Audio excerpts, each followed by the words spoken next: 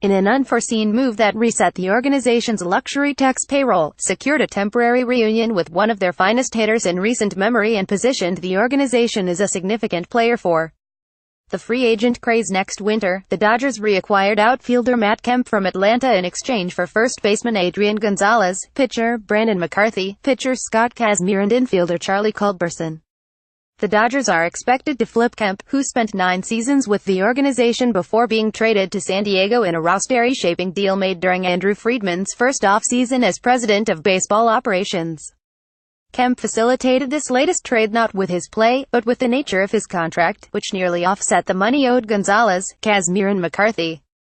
By spreading the cost across the 2 seasons left on Kemp's deal, the Dodgers plan to reduce their luxury tax number below the $197 million threshold for 2018. This deal is a little more subtle than most, Friedman said in a conference call on Saturday. Obviously, one of the main considerations in this deal was economic. But they're part of the bigger picture, the longer-term plan.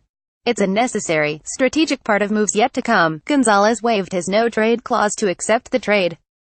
The Braves will designate Gonzalez for assignment to allow him to reach free agency.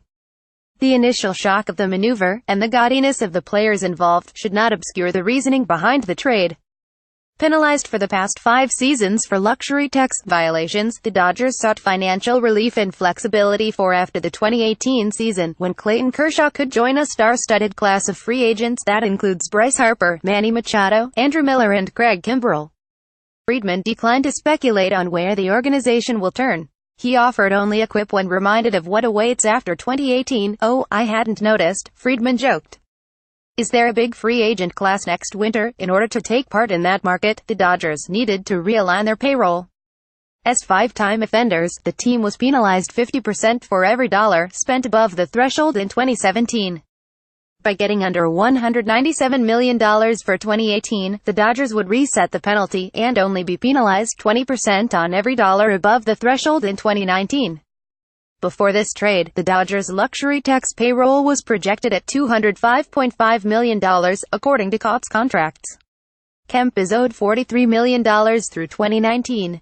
The Dodgers owed their trio $47.5 million, and sent some money to Atlanta to ease the transfer.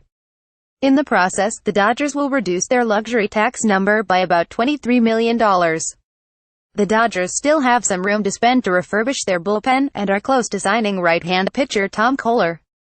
They could also pursue free agent outfielder Lorenzo Cain or rekindle discussions with Pittsburgh about former National League MVP Andrew McCutchen. The creativity of this trade sprung, in part, from the relationships of the men shaping it. Braves general manager Alex Anthopoulos had spent the past 2 seasons as a vice president in the Dodgers organization. The two sides discussed the parameters last month, soon after Anthopoulos left for Atlanta. The talks gained momentum last week at the winter meetings. The largest stumbling block could have been Gonzalez. Friedman indicated the Dodgers had maintained dialogue with Gonzalez throughout the winter. After struggling through the least productive season of his career in 2017, Gonzalez was informed there might not be a spot on the roster for him in 2018. Gonzalez desired the freedom to choose a new home earlier in the winter, rather than later. "My final decision was not based on playing time, as I had agreed to a limited bench role," Gonzalez wrote in a statement. "It is a way to test the free agent market and see what opportunities are out there for me so I can make the best decision moving forward for me and my family. Lifting the no-trade clause is the hardest decision I have ever made in my career due to the fact that I loved every single second being a Dodger." The arrival of Gonzalez in Los Angeles in 2012 coincided with the resurrection of the franchise as they emerged from the wreckage of Frank McCourt's bankruptcy. Gonzalez averaged 24 homers and 99 RBIs during his first 4 seasons as a Dodger, won a Silver Slugger award in 2014 and made the All-Star team in 2016, dogged by injuries to his elbow and back in 2017. Gonzalez landed on the disabled list for the first time in his career and lost his spot at first base to Rookie of the Year Cody Bellinger. Gonzalez was left off the playoff roster, and the Dodgers did not appear to have much playing time to offer him going forward. "The entire Dodger Nation welcomed me with open arms and took me in right away," Gonzalez said. "Thank you for everything to the fans and the city of LA. You will always be in my heart. This closes a chapter for me, but not the book." There were less elegiac goodbyes for McCarthy and Kazmir, both of whom underperformed after signing as a free agents.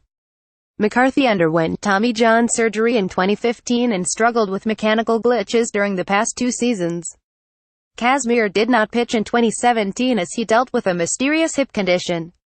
The Dodgers had tried to bundle the trio of Gonzalez, Kazmir and McCarthy to Miami in discussions for Giancarlo Stanton.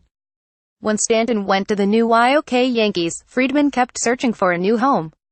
He found one in Atlanta, and all it cost was taking back Kemp, who hit 19 homers with a .781 on-base plus slugging percentage for the Braves last season. A logjam of outfielders may prevent Kemp from suiting up as a Dodger again. The Dodgers are likely to try to move Kemp elsewhere, and appear willing to offer prospects to convince other teams to accept some of Kemp's contract. Friedman said he communicated this with Kemp after the trade was made. "I was very open and honest with him about what the future might hold," Friedman said. "It's just too difficult to say, definitively, at this point." Andy.McCullough@lawtimes.com, Twitter @McCulloughTimes, updates 3:05 p.m. This article was updated with Andrew Friedman quotes .200 p.m. This article was updated with a statement from Adrian Gonzalez. This article was originally published at 12:20.